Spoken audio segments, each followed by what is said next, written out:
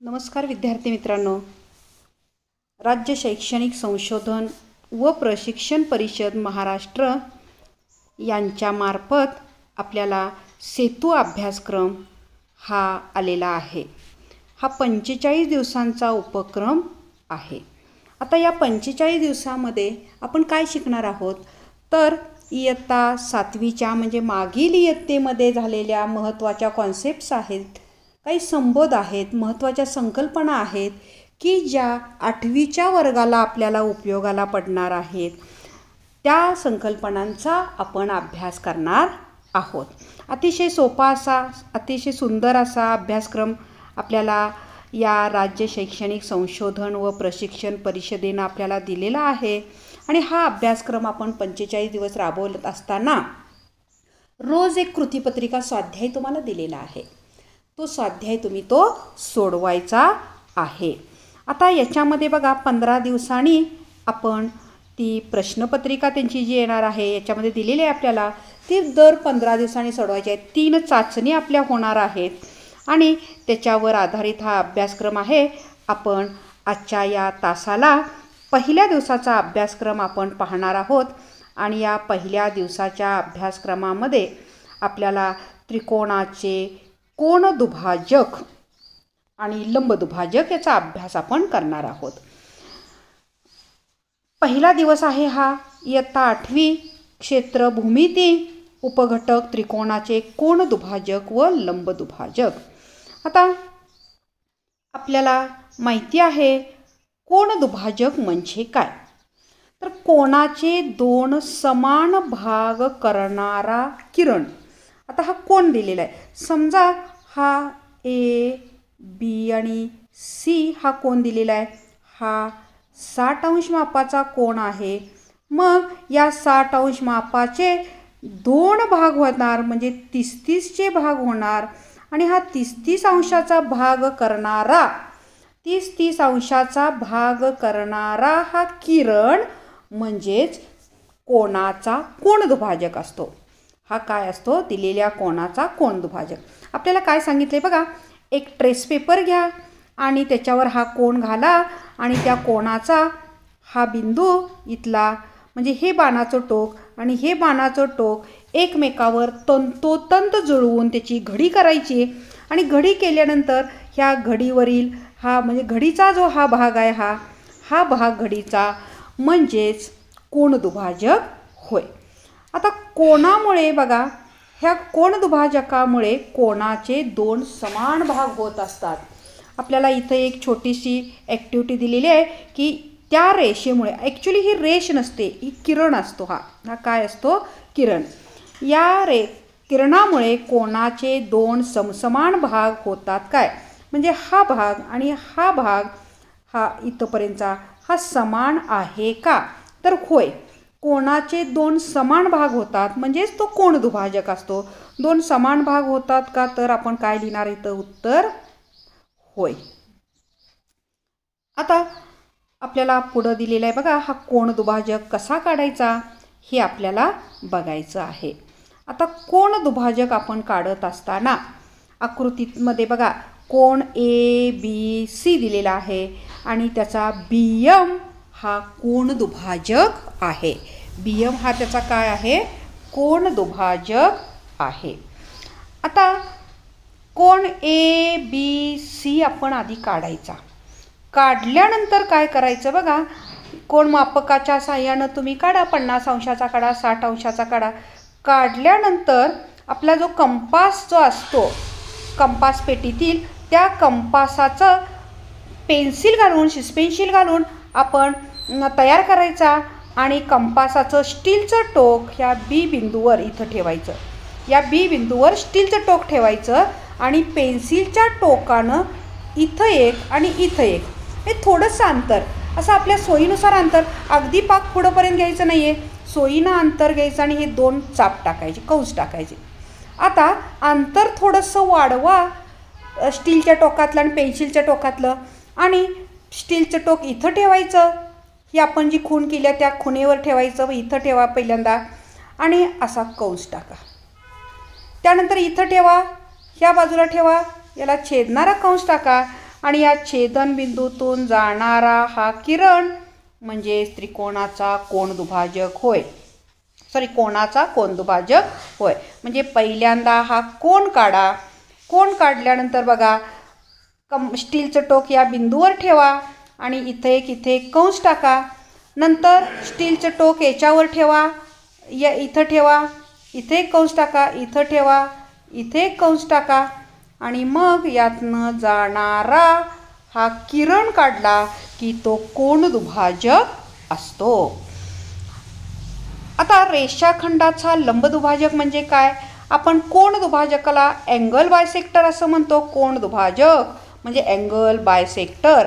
आता आपल्याला रेषाखंडाचा लंबदुभाजक काढायचा आहे म्हणजे परपेंडिक्युलर बायसेक्टर. Perpendicular bisector.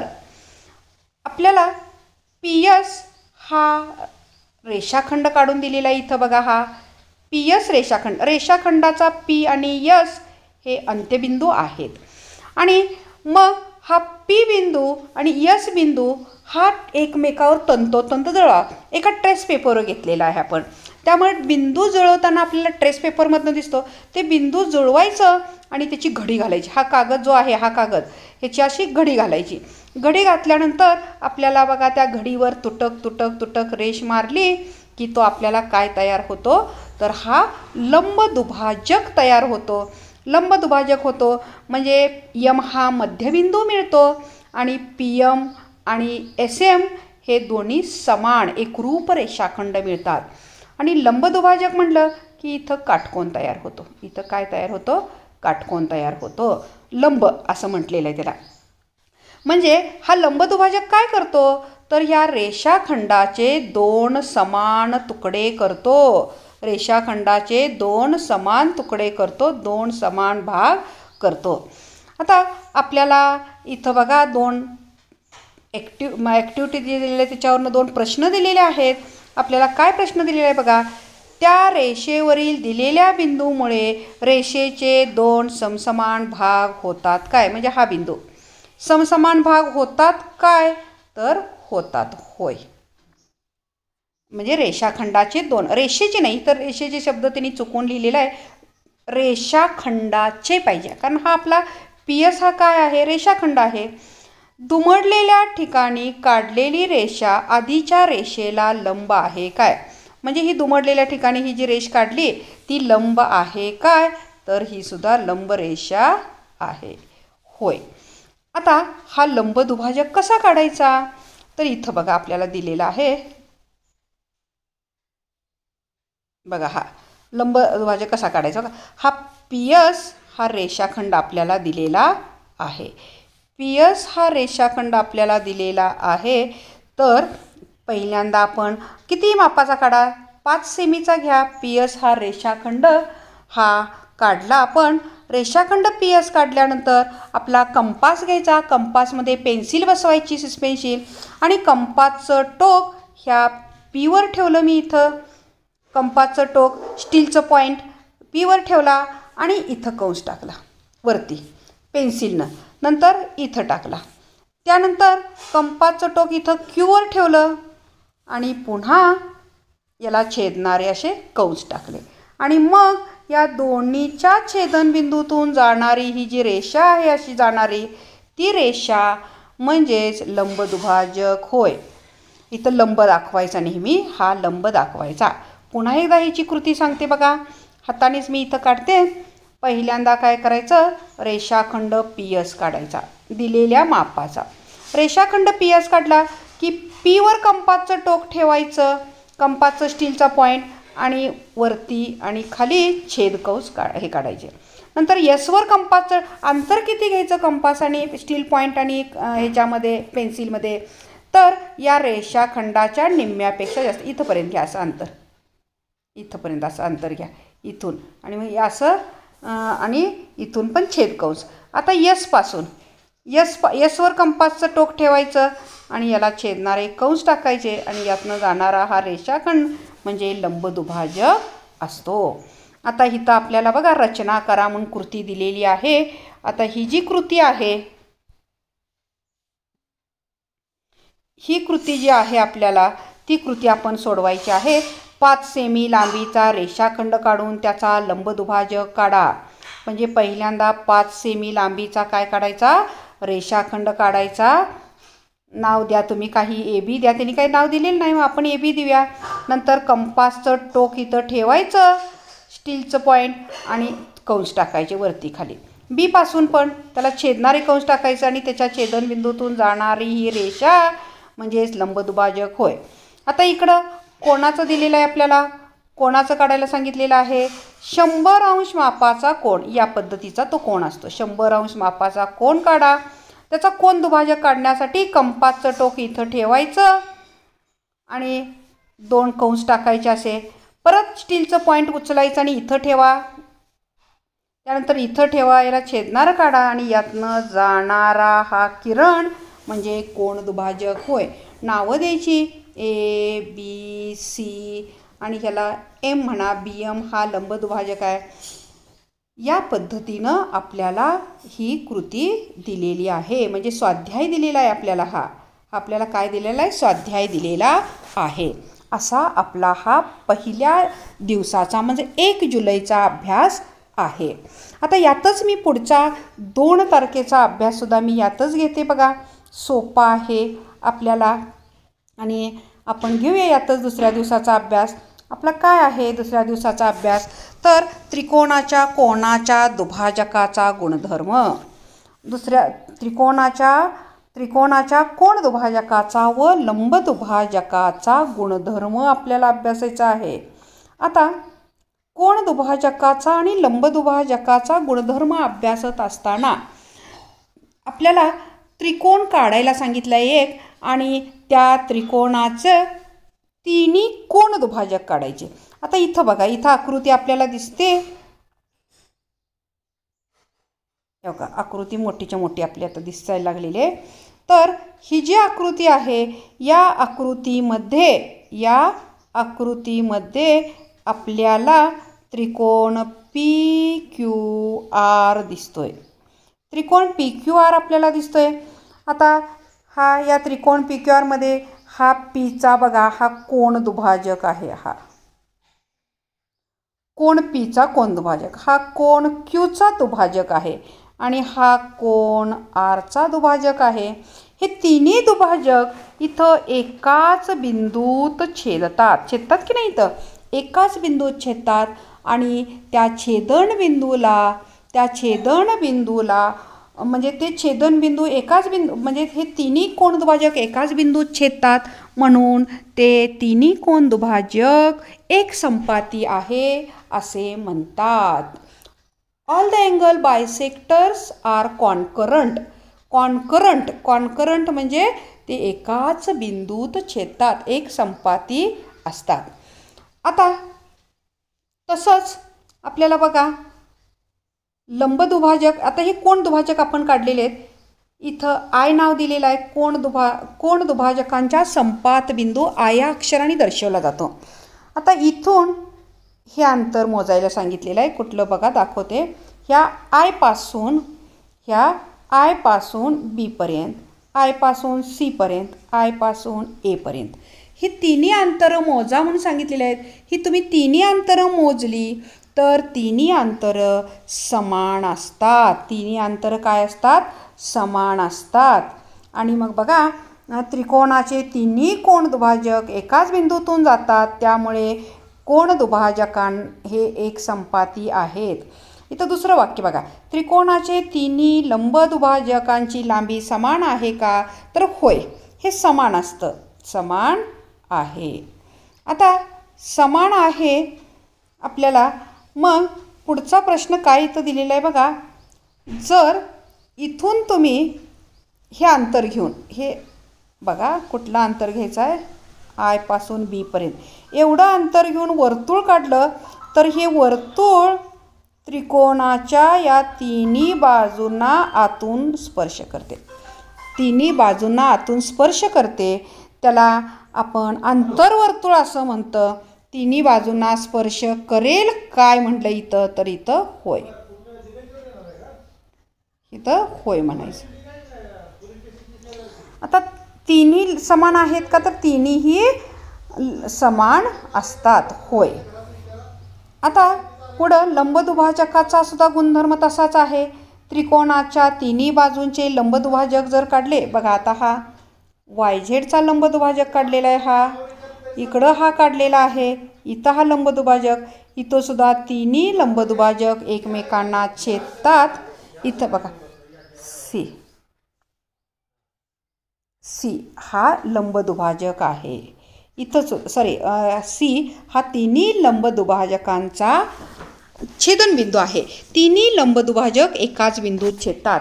आता हा वरचा जो आहे हा लघुकोन त्रिकोण आहे आणि लघुकोन त्रिकोणाचा हा लंबदुभाजकांचा छेदनबिंदू म्हणजे तिन्ही लंबदुभाजक हे एकसंपाती असतात. तिन्ही लंबदुभाजक एकसंपाती असतात म्हणजे एकाच बिंदूत छेदतात. परपेंडिक्युलर्स आर कॉन्करंट म्हणजे एकसंपाती आहेत. आता हे लघुकोन त्रिकोणाच्या बाबतीत झालं. इथं बघा तुम्ही काटकोन त्रिकोणाच्या बाबतीत सुद्धा हा काटकोन त्रिकोण आहे आणि काटकोन त्रिकोणाच्या बाबतीत सुद्धा तिन्ही लंबदुभाजक एकाच बिंदूत छेदतात म्हणजे ते एकसंपाती आहेत. इथं पण यांचा एकसंपात बिंदू जो आहे पॉईंट ऑफ कॉन्करन्स कुठं आहे तर कर्णावर आहे. कुठं आहे? कर्णावर आहे. इथं बघा हा विशाल कोन त्रिकोण आहे आणि याच्यामध्ये पॉईंट ऑफ कॉन्करन्स हा त्रिकोणाच्या बाहेर आहे. त्रिकोणाच्या बाहेर आहे. आणि मग जर आपण या बिंदूवरून सी बिंदूवर कंपाचं टोक ठेवलं आणि एवढं अंतर आपण घेतलं, CX एवढं अंतर घ्या किंवा CY एवढं अंतर घ्या किंवा CZ एवढं अंतर घ्या आणि आपण असं वर्तुळ काढलं तर हे वर्तुळ तीनही शिरोबिंदूतून जाते. त्रिकोणाच्या तिन्ही शिरोबिंदूतून. इथं सुद्धा हे एवढं अंतर किंवा एवढं हे घेतलं समान अंतर असतात. इथून जर आपण वर्तुळ काढलं तर ते त्रिकोणाच्या शिरोबिंदूतून जातं. तिन्ही शिरोबिंदूतून जातं. आता वरती सुद्धा त्याच पद्धतीनं इथं आपण असं एवढं अंतर घेतलं CY एवढं तर हे त्रिकोणाच्या तिन्ही शिरोबिंदूतून हे वर्तुळ जाते. तिन्ही शिरोबिंदूतून हे वर्तुळ जाते. आता म्हणजेच ह्याचा अर्थ काय बघा, हे जो बिंदू आहे ह्याला परिकेंद्र असं म्हणतात. सीला काय म्हणतात? परिकेंद्र. परिवर्तुळ हे बाहेर काढलेलं जे वर्तुळ आहे ह्याला परिवर्तुळ म्हणतात आणि परिवर्तुळाचा हे केंद्र म्हणजे परिकेंद्र असं म्हणतात. आता लघुकोन त्रिकोणात ते त्रिकोणाच्या आतमध्ये असतं, काटकोन त्रिकोणात ते कर्णावर असतं आणि विशालकोन त्रिकोणात हे त्रिकोणाच्या बाहेर असतं. आता प्रत्येक त्रिकोणाच्या बाजूंचे लंबदुभाजक एकसंपाती आहेत का? होय, प्रत्येकाचेच असतात बरं का. म्हणजे एकसंपाती म्हणजे एकाच बिंदूत छेदतात. त्याच्यानंतर पुढं आपल्याला प्रश्न आहे की त्रिकोणाच्या बाजूंचे लंबदुभाजक ज्या बिंदूत मिळतात त्या बिंदूला C नाव द्या. C बिंदूपासून त्रिकोणाच्या शिरोबिंदूची अंतरे मोजा. म्हणजे ही अंतर CY, CX, CZ असं. तर ही अंतरे समान आहेत का? होय, हे अंतरसुद्धा समान असते. आता बिंदू C केंद्र मानून CX एवढ्या लांबीच्या त्रिज्येचे वर्तुळ काढल्यास हे तिन्ही शिरोबिंदूतून जाते का? आपण पाहिलं तिन्ही शिरोबिंदूतून जाते. होय. आता मग याला बघा, या वर्तुळ जाते त्याला परिवर्तुळ असं म्हणतात आणि या केंद्रबिंदूला परिकेंद्र सर्कम सेंटर आणि सर्कम सर्कल म्हणायचं. परिवर्तुळाला काय म्हणायचं? सर्कम सर्कल असं म्हणतात. आता यातनं आपल्याला काय समजलं तर ह्या दोन्ही तासातनं आपल्याला एवढं समजलं की ज्या किरणामुळे कोणाचे दोन समान भाग पडतात त्या किरणाला कोनदुभाजक म्हणतात. रेषाखंडाला लंब असणारी रेषा जर रेषाखंडाचे दोन समान भाग पाडते त्या रेषेला लंबदुभाजक असे म्हणतात. त्या रेषेला काय म्हणायचं? लंबदुभाजक असे म्हणतात. आता याच्यानंतर बघा आपल्याला याच्यावरचा जो स्वाध्याय दिलेला आहे तो स्वाध्याय आपल्याला सोडवायचा आहे. आता तो स्वाध्याय आपण सोडवत असताना काय आपल्याला ह्या स्वाध्यायात दिलेलं आहे ते आपण पाहूया. आणखी काय सांगितलं होतं? कोनदुभाजक, त्रिकोणाचे कोनदुभाजक एकसंपाती असतात आणि त्याच्या संपात बिंदूस अंतर्मध्य म्हणतात. त्रिकोणाचे लंबदुभाजक एक संपाती असतात आणि त्याच्या संपात बिंदूस परिकेंद्र म्हणतात. परिवर्तुळ काढता येतं आहे, आंतरवर्तुळ काढता येतं म्हणून आंतरमध्य, परिवर्तुळ काढता येतं म्हणून त्याला परिकेंद्र असं म्हणायचं. आता याच्यानंतर आपल्याला पुढचा अभ्यास करायचा आहे बघा. लघुकोन त्रिकोण संपात बिंदूचे स्थान लिहा. बघा इथं संपात बिंदूचे स्थान, संपात बिंदू कुठं आहे? लघुकोन त्रिकोणात कुठं असतो? आपण पाहिलं वरती, त्रिकोणाच्या अंतर्भागात, त्रिकोणाच्या अंतर्भागात. पुढं काटकोन त्रिकोणात त्रिकोणाच्या कर्णाच्या मध्यबिंदूवर आणि विशालकोन त्रिकोणात त्रिकोणाच्या बाहेर असतो, त्रिकोणाच्या बाहेर. लघुकोन त्रिकोणात त्रिकोणाच्या आतमध्ये, काटकोन त्रिकोणात त्रिकोणाच्या कर्णाच्या मध्यबिंदूवर आणि विशालकोन त्रिकोणामध्ये त्रिकोणाच्या बाहेर असतो, त्रिकोणाच्या बाहेर. रचना करायला सांगितली बघा आपल्याला इथं की एक काटकोन त्रिकोण काढा, त्याच्या भुजांचे लंबदुभाजक काढा आणि त्याचा संपात बिंदू कोठे आहे?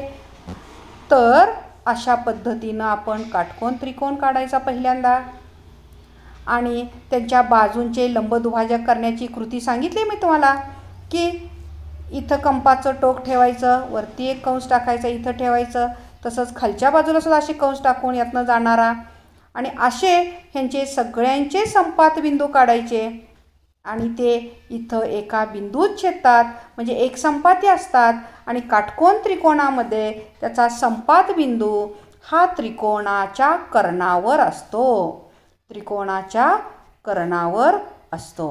अशा पद्धतीनं आपण पहिल्या आणि दुसऱ्या दिवसाचा अभ्यास केलेला आहे.